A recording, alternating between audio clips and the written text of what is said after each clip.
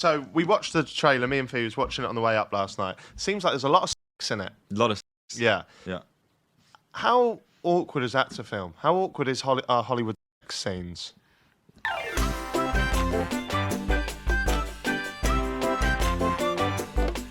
want to talk about Robots. Yeah. This new film you're in. Oh yeah, I forgot. I forgot I you were was in in a a film. movie. I was just too busy noshing off Stephen Tries. I was meant to promote a film. Tell us a little bit about it. Give us a little bio. So it's a sci-fi romantic comedy, and it's set in a sort of near-distant future where AI exists and is used to do all of the jobs that we don't want to. But there is also this black market of people that have illegal AI robot doubles of themselves. And I play a guy who's like a womanizer. He has this AI robot double of himself, which he uses to take all of these girls on dates, and then he sleeps with them. And then I meet Shailene Woodley's character, who is a gold digger who has a robot for the opposite reason, because she takes all of these men on dates, gets bought loads of lovely gifts, and then uses the robot to sleep with the ugly old men.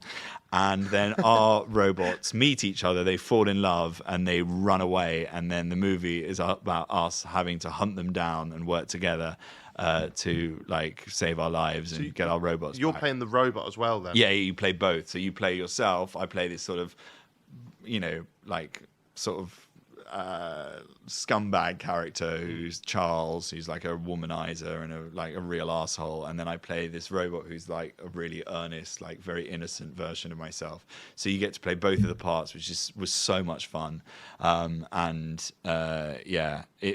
It's written by the guy called Ant Hines, who wrote loads of Borat.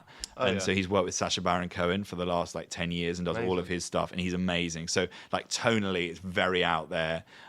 It's like really near the knuckle humor. Like every other like line of dialogue is a swear word, and there's sex scenes, and it's very, very kind of like R-rated, and it's great because I'd been doing, as I said, like Jungle Cruise, Clifford the Big Red Dog. I was desperate to do something that was a little bit like more in my wheelhouse, and then this came along, and it was so much fun. It's an English accent in this one as well, isn't it? Yeah. You said you wanted Jack to teach us how to do American accents. Yeah, as well, didn't I know Stephen roasted you for your American accent, but I watched the trailer to Clifford, and I actually, it's decent. Yeah. Do you agree? I mean, no one said anything when it came out in America. Like a lot of people. That's the better part, though. Yeah. But the minute it came out here, they're like, what the fuck is that? It was so funny. It's because people are used to your voice. I think they're quite used to but my there's a voice, scene in Clifford where you put on an English accent. Yeah. And I found that really strange Yeah. because it was like that weird like jump between the two. And I was surrounded by English actors speaking in their own accents as well, just to make it even more complicated. Every scene was with Sienna Gilroy or John Cleese, who were all speaking in the Queen's English, and I was having to try and adopt this American accent and maintain it. I don't get why they would make you American. Couldn't they just write like? I think you did a great job, but why couldn't they? I don't know. Just get an American. Yeah. Well, I think that was the their job. plan. And then they pivoted and cast me. So we watched the trailer. Me and Fee was watching it on the way up last night. Seems like there's a lot of sex in it. A lot of sex. Yeah. Yeah. How awkward is that to film? How awkward is Hollywood sex scenes? I mean, I think it depends who you're filming the sex scene with. On Robots, it was fine because it was with Shailene, who was very sort of easygoing, and we discussed it before, and like basically like worked out what like our boundaries were and what would make us comfortable, and she was like, "Oh, it'll be fine," and like just it was a very easy environment to do it in. And I guess if you were doing it with someone that was a little bit more awkward, then that would make you more awkward because ultimately you just want them to be comfortable. So yeah, it was and because they were all comedy sex scenes as well, it was all about just like working out what is the funniest thing to do and how to make it as stupid as possible. And I think that makes it a bit easier as well. It's when you're trying to make it sensual or like feel like more realistic. That's when it's quite cringe. I hate that. Yeah, I would hate it. I'd much rather do Funny sex. Yeah. funny sex. The only time I've ever done it when it wasn't meant to be like comedy was on Good Omens, and I had a sex scene in that, and I got the worst note ever because after the first take, the director walked onto the set and he went, "Jack, could you? I don't know how to say this, but and this is the only way I can articulate the thought, but could you do it a little bit less Benny Hill? No. Because and I was like, what do you mean? It's like you're just sort of going at it quite hard, and then your face, it's like it looks like you're grinning, and you look a bit like Benny Hill.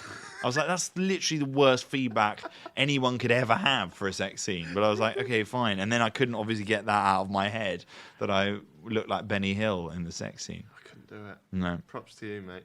You never done a sex scene on the Happy Hour podcast? Well, Last week we did something involving a traffic cone, but that's about it. I'm going to say a question now that is going to sound stupid, and I'm happy for it to sound stupid. When you're playing the two characters essentially in the film, there's a lot of scenes where you're in. There's going to be a lot where you're both in. Yeah. Are you having to film it all multiple times just to? Yeah.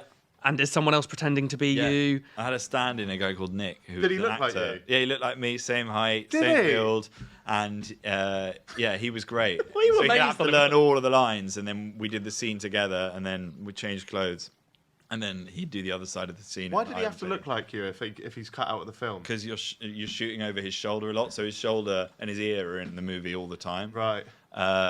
And yeah, so we had him there every day, and he was great. What about the scene in the trailer where you're shaving your own pubes? That was genuinely just me standing there, and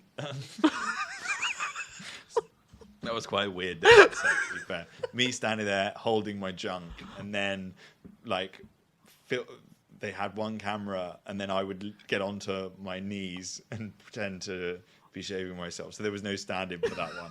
I don't think they. So your did give actual me arse is dignity. in the film. My actual arse is in the film. Yeah.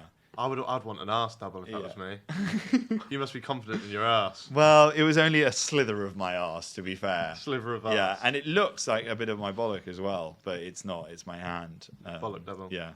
When I was younger, I found my mum's sex tape. And that image is etched onto my brain. So I was my dad he had a VHS of Finding Nemo, and he put it on for me and went to make me a bacon sandwich, and then my mum was laid on the bed. Fuck, my dad listens to this. And then I was sort of I'm watching. hoping your dad was the other person. Yeah, in the my sex dad was tape. the other That would person. be really awkward. Yeah, and then he sort What's of, Uncle Jeff doing? and then he sort of ran on, and then Found Nemo. Mounted. Found him. yeah. And you just wanted to be Dory and forget it. But you couldn't. I still can't. Burnt onto your memory for Yeah. the rest of your life. That is very, very traumatic. Yeah, I don't know what was going on for the first 15 seconds. Yeah. And when you add Dad to that equation, Oh, it all becomes clear. Thanks, Dad. And then he ran in and stopped it before the good bit, which was annoying.